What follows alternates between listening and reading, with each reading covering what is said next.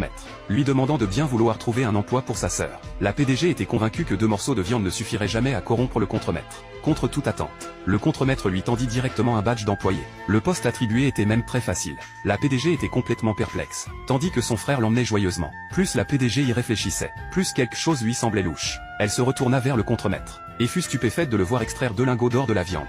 Il valait 20 000 €. La PDG entra aussitôt dans une colère noire. Comment osait-il accepter un pot de vin aussi énorme? Le contremaître devait certainement accepter des pots de vin régulièrement. La PDG jeta rageusement le badge au visage du contremaître, l'accusant furieusement d'abuser de son pouvoir à des fins personnelles et de vendre des postes, en ignorant totalement les procédures de recrutement de l'entreprise. Le contremaître était sur le point d'exploser de rage, quand le frère s'empressa de présenter des excuses au nom de sa sœur. Le contremaître furieux rendit immédiatement la viande. Il dit qu'il n'en voulait plus, et qu'il n'arrangerait naturellement plus d'emploi pour la sœur. Après tout, beaucoup de gens étaient prêts à offrir des cadeaux pour obtenir un travail. Dans cette région pauvre et reculée, décrocher un emploi à la mine était la seule issue possible. Alors il supplia désespérément le contremaître de pardonner l'impolitesse de sa sœur. Cependant, le contremaître avait pris l'habitude d'être arrogant. Non seulement il jeta la viande par terre, mais il gifla aussi violemment le frère. En voyant